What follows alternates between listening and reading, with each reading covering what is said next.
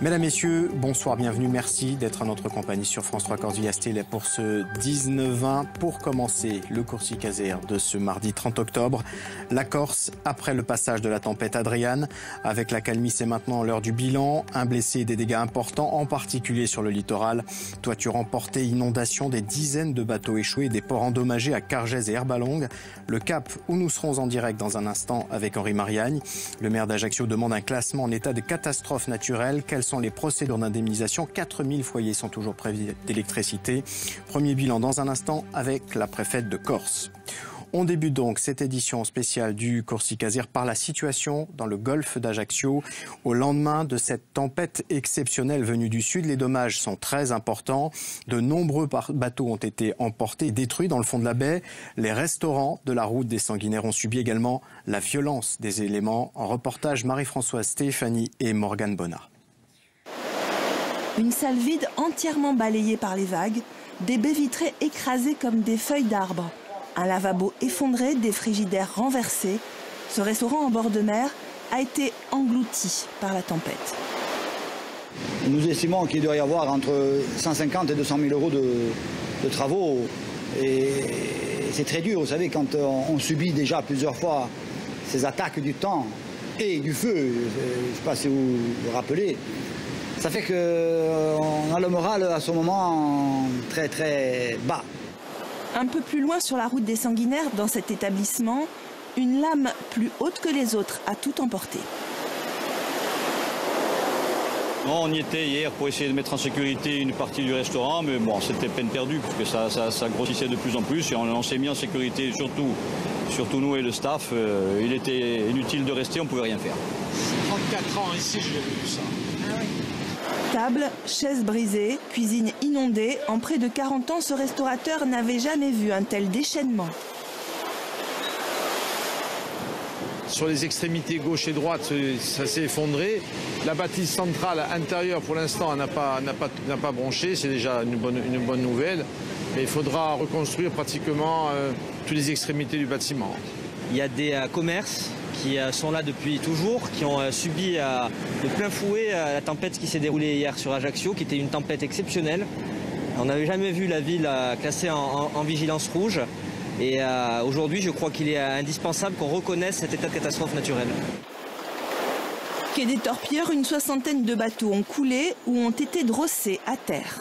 Je ne sais pas s'il s'est déplacé avec la mer ou si on l'a déplacé, je pense que c'est la mer, à la force de la mer. Hein. Il faudra plusieurs jours pour établir un bilan global de la tempête. Et plus au nord, toujours sur cette côte occidentale de l'île, le port de Cargèse est un champ de ruines. Là aussi, bateaux emportés, établissements inondés ou endommagés. Pour les pêcheurs qui avaient déjà connu d'importants dégâts l'an dernier, c'est un nouveau coup dur. Reportage de Sylvie Wolinski avec Stéphane Agostini. Les digues n'ont pas résisté à la force des vagues. La mer a tout emporté sur son passage. Ce matin, le port de plaisance de Cargèse ressemble à un vaste chantier. Les boxes des 8 pêcheurs de la commune sont éventrés, le matériel et les filets éparpillés ou engloutis. Un désastre pour les professionnels déjà fortement impactés par une tempête il y a un an. Là, on ne redémarre plus, c'est fini. On doit encore de l'argent de la tempête de décembre. On n'a plus de fonds, on n'a plus de matériel. Là, s'il n'y a rien qui est fait, c'est fini, on n'a plus de travail. Hein. Le responsable du port, lui, est encore sous le choc du sauvetage qui a eu lieu ici cette nuit. 2 touristes allemands à la dérive sur ce catamaran. Pris en charge par les plongeurs, ils sont sains et saufs. Mais aujourd'hui, c'est l'heure de l'état des lieux. Les plus gros dégâts sont assurément au niveau de la jetée, qui a dû légèrement s'affaisser un peu plus, au niveau des appontements, qui ont souffert un petit peu de ces vagues de submersion, et de tout ce qui est, puisqu'on le voit derrière moi, de tout ce qui est l'enrochement et la protection naturelle, enfin, créée par la mairie pour le port, pour protéger le port. À la capitainerie, le maire reçoit déjà les services de l'État. Vu l'étendue des dégâts, il espère que sa déclaration aboutira à un classement en état de catastrophe naturelle.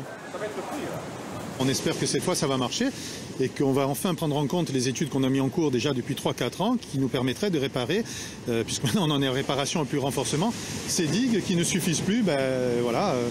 On y est là, et j'ai du mal à faire comprendre que les lenteurs administratives c'est bien beau, mais à la fin ça finit par coûter très cher à tout le monde. Une étude qui restera sans doute dans les cartons. Désormais, il ne s'agit plus de sécuriser, mais de reconstruire. Et la côte orientale n'a pas été épargnée par la violence de cette tempête. Pour la seconde fois, la Corse avait été placée, je vous le rappelle, en alerte rouge. Les vents ont atteint près de 160 km/h en rafale. Là aussi, même spectacle de désolation pour les particuliers et les chefs d'entreprise situés sur les communes littorales. État des lieux avec ce reportage de Sébastien Bonifay, Stéphane Lapera et Marion Fiam. Sa terrasse sur le port d'Herbalonga faisait partie de sa réputation. Aujourd'hui, il n'en reste plus rien. Le restaurant de Gérimont Messin a été totalement ravagé par les vagues. Les dégâts, difficiles pour l'heure de les chiffrer, mais ils sont énormes.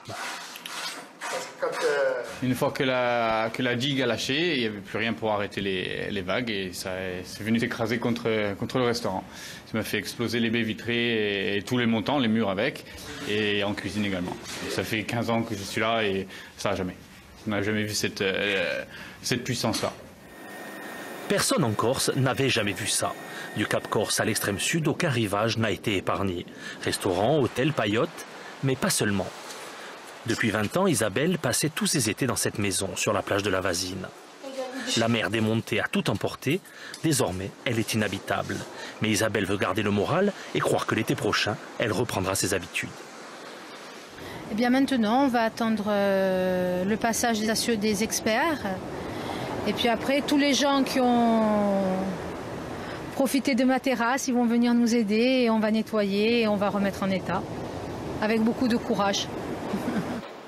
À Bastia, le quai des Martyrs ressemble à un champ de bataille. Plus une terrasse n'est debout, les restaurateurs tentent de déblayer tant bien que mal. Ils font tout pour pouvoir réouvrir le plus vite possible. Ça vous inquiète pour la suite? Là, ça fait déjà 2 jours qu'on est fermé et je sais pas quand c'est. Enfin, le temps que les experts passent, tout ça, on va voir quand c'est qu'on va pouvoir réexploiter. Nul n'a été épargné. Hier matin, la caserne des pompiers d'Aléria a été sur le chemin de la mini-tornade et une bonne partie de ses propres locaux a été dévastée. Toute la Corse, depuis ce matin, pense ses plaies et tente, tant bien que mal, de se remettre en état de marche. On vient donc de voir sur l'ensemble de la plaine orientale et la côte occidentale l'ampleur des dégâts matériels. Henri Mariani, bonsoir. Le petit port de plaisance d'Herbalonga a subi également de plein fouet la force des éléments. Vous êtes sur place. Quelle est la situation ce soir ? Bonsoir Stéphane, le petit port d'Herbalonga, vous le voyez juste derrière moi sur ces images tournées en direct par Stéphane Lapera. C'est l'un des 4 ports de la façade est du Cap Corse, une centaine d'anneaux, un endroit très prisé des vacanciers en été, un port durement touché, vous l'avez dit, par les intempéries d'hier. Regardez l'ampleur des dégâts sur ces images tournées par Marion Fiam cet après-midi. À mes côtés, le maire de Brando, Dominique Ricci. Bonsoir monsieur le maire. Bonsoir. Vous avez effectué une première évaluation des dégâts ? Oui, enfin les dégâts qui ont été faits sur le port portent essentiellement sur le musoir de la jetée. C'est ce qu'on voit un petit peu plus loin derrière. Qui a été complètement détruite. Le musoir qui a été complètement détruit et enfin le président de l'Assemblée de Corse, Gilles Siméon, s'est rendu sur place avec une évaluation qui m'a téléphoné dans l'après-midi de première intention qui serait de l'ordre de 500 000 €. 500 000 €, on rappelle que c'était un port départemental, mais avec la suppression des départements, il est désormais propriété de la collectivité de Corse. 500 000 €, qui va payer les travaux? C'est la CDC? Oui, a priori, oui, je pense. Est-ce que l'ampleur de la tempête est uniquement responsable de cette facture astronomique de 500 000 € ou est-ce que la digue était déjà fragilisée peut-être par des tempêtes précédentes? Bon, elle était peut-être un peu fragilisée, mais sans plus. Hein. Sans plus, il y avait quelques endroits à colmater, mais je ne pense pas que ça soit... Elle était très fragilisée, sincèrement. Hein. Fragilisée, est-ce que ça veut dire que des travaux auraient dû être effectués par le département précédemment propriétaire et qui n'ont peut-être pas été faits? Très sincèrement, je ne pense pas, mais enfin, j'en suis pas sûr, hein, parce que le port, c'est pas nous qui le gérons, c'est pas nous, mairie, qui le gérons, c'est l'association. Je sais qu'il y avait des travaux qui étaient prévus, mais je pense pas que c'était... Il y avait une partie renforcement, mais une autre partie, c'était surtout le déblaiement des fonds. Combien de temps prendront les travaux? Il faudra qu'ils soient très courts, hein, parce qu'il faut... parce que Enfin, d'une part, cette jetée constitue une protection pour les habitations et il se peut à ce moment-là qu'une tempête de moindre force endommage ces maisons. Et d'autre part, il y a la saison qui se profile. Voilà, c'est deux points qu'il faut pas oublier. Hier, quand vous avez vu la tempête se déchaîner, vous saviez que les dégâts seraient importants. Vous vous êtes dit, il va y avoir de la casse. Oui, mais pas autant. Très sincèrement, je pensais que ça serait pas grand. Enfin, il y aurait des dégâts, mais pas autant que ce qu'on voit ce soir. Outre les dégâts sur le port, est-ce qu'il y a aussi des bateaux qui ont coulé ? Pas beaucoup, contrairement à ce qu'on aurait pu s'attendre. Je pense que l'ensemble de la population qui avait des bateaux dans le port ont anticipé la tempête. Merci, monsieur le maire, d'avoir été notre invité. Donc 500 000 € de dégâts ici, dans le port d'Herbalongue, dans le Cap Corse. Merci messieurs. Autre conséquence de la tempête, les coupures d'électricité en fin d'après-midi. 4050 foyers étaient privés d'électricité. EDF espère que la moitié d'entre eux seront rétablis ce soir. Ainsi, en 24 heures, l'intervention des agents sur le terrain aura permis de rétablir 90% des clients. Dès demain, des renforts arriveront du continent. La zone la plus touchée ce soir reste le Liamone. Écoutez Mario Capaille du service clientèle d'EDF, interrogé cet après-midi. Nous avons eu au cœur de la nuit près de 25 000 clients coupés. En début de matinée, avec la mobilisation des premières équipes, nous sommes arrivés aux alentours de 21-22 000 clients coupés.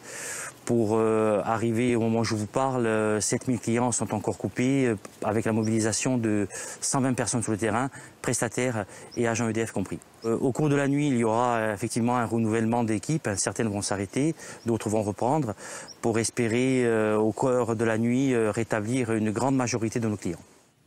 EDF qui espère qu'aux alentours de 21h, le nombre de foyers privés d'électricité sera de 2500. Voilà donc pour un premier état des lieux. Hier, avec les services de l'État, elle a décidé de déclencher l'alerte rouge et pour la première fois de prendre des mesures de confinement. Josiane Chevalier, préfète de Corse, est notre invitée pour faire un premier bilan, un bilan plus large. Bonsoir madame, merci d'être à notre compagnie. Tout d'abord, vous avez décidé hier de mesures de confinement. Ça s'imposait pour quelles raisons ? Donc mon souci premier a été effectivement la protection des personnes pour qu'il y ait un bilan humain favorable, ce qui a été le cas. Donc pour moi, la mesure à prendre devait être une mesure simple et lisible pour toutes les populations. Et la mesure de restriction de circulation, de déplacement est un message simple, c'est rester chez vous ou regagner votre domicile le plus tôt possible, en tous les cas avant que l'épisode aigu ne démarre, c'est-à-dire entre 17h et 22h. On déplore un blessé, donc pas de victimes gravement atteintes. En revanche, beaucoup de dégâts. Quel est le bilan que vous dressez ce soir ? Alors tout d'abord, vous me permettrez de souligner la mobilisation tout à fait exceptionnelle des services de l'État et des collectivités. Je citerai notamment l'acte très courageux de 2 plongeurs à Cargèse, vous l'avez évoqué dans votre journal, et je crois qu'à un moment donné, il faut être aussi conscient des risques qu'on peut faire prendre aux forces de secours. Donc le premier bilan fait apparaître, effectivement, vous l'avez souligné, des dégâts importants, notamment sur un certain nombre de communes, Ajaccio, Cargèse, Bastia et d'autres, sur lesquels le préfet de Haute-Corse s'est rendu, et moi-même bien sûr. J'ai fait également une reconnaissance par hélicoptère qui me permet effectivement de voir l'ampleur du sujet. Donc moi, ma première tâche va être, avec les maires les plus concernés, en lien bien sûr avec mon collègue de Haute-Corse, de faire en sorte que les dossiers soient très vite envoyés pour obtenir le classement en catastrophe naturelle. Plusieurs d'entre eux le demandent dès aujourd'hui, le maire d'Ajaccio, le maire de Cargèse, on l'a vu également dans le Cap. Il faut beaucoup de temps pour l'obtenir et qu'est-ce que cela permet derrière ? Alors justement, j'ai pris contact avec le directeur général de la sécurité civile pour savoir effectivement dans quel délai on pouvait obtenir cette reconnaissance et je suis en mesure de vous donner une date précise puisqu'effectivement si les dossiers sont complétés très rapidement, ce qui sera le cas et nous serons aussi en accompagnement des maires pour ces formalités administratives, cette déclaration pourrait intervenir le 20 novembre, c'est-à-dire un délai tout à fait raisonnable et permettre effectivement à tous les sinistrés de bénéficier des indemnisations, des assurances, ce qui est tout à fait attendu. J'ai vu effectivement des dégâts commis dans les restaurants, que ce soit en Corse du Sud ou à Ajaccio, et il est important effectivement de pouvoir très rapidement commencer des travaux. Il y a aussi ces dizaines de bateaux échoués, coulés. Est-ce qu'il y aura un dispositif particulier, ou là aussi est-ce que ce seront les assurances qui vont traiter l'ensemble de ces ces épaves? Le régime de catastrophe naturelle pour la submersion marine. Il y a également pour les dégâts causés par les vents un régime simple. Il suffit pour les assurés, dans le cadre de leur contrat d'assurance, ils doivent avoir les dispositions nécessaires, de fournir un certificat de Météo France, ce que nous allons obtenir là aussi rapidement pour bénéficier donc de ce régime. Et puis il y a une troisième modalité qui est un fonds d'intempéries qui avait déjà été mobilisé pour la Haute-Corse lors d'inondations précédentes, qui permet d'allouer une indemnisation aux collectivités pour des biens qui ne seraient pas assurés. Merci Josiane Chevalier d'avoir été notre invitée et pour ce premier bilan. J'imagine qu'il va falloir plusieurs jours naturellement pour établir un état des lieux complet. En raison de l'alerte rouge, les trafics maritimes et aériens ont été stoppés hier soir et hier après-midi. Tout est rentré dans l'ordre aujourd'hui. Les infrastructures situées dans le port d'Ajaccio ont subi quant à elles quelques dommages, mais difficile en l'état de connaître l'ampleur des dégâts. Reportage de Dominique Moret avec Franck Rombaldi. Le béton armé a souffert. Cet appontement à l'entrée d'Ajaccio sert à acheminer le fioul lourd pour le Vasio et le carburant des dépôts pétroliers. Le phénomène d'usure s'est accéléré avec la tempête.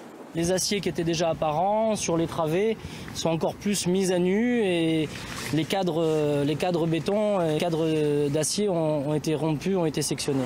Gestionnaire du site, le président de la Chambre de commerce tire la sonnette d'alarme. L'appel est lancé à l'État et à la collectivité de Corse pour que les carburants soient acheminés depuis le site du Ricanto.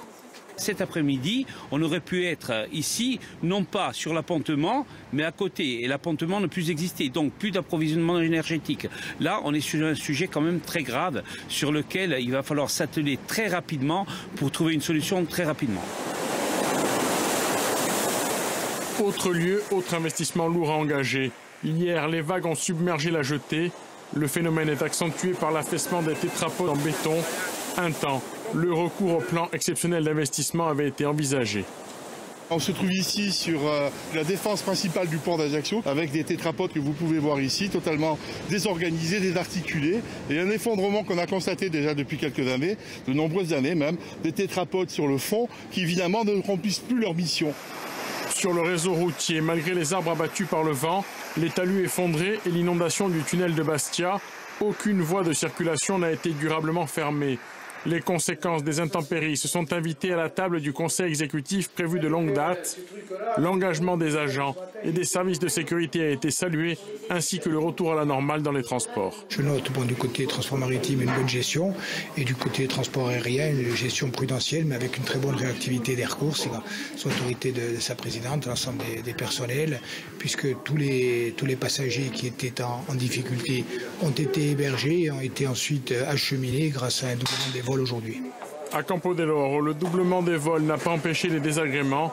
Ce matin, pour Paris, il y avait 2 fois plus de demandes que de places disponibles. Une image encore au-delà de la Corse, puisque la tempête Adriane s'est évacuée par le nord vers l'Italie.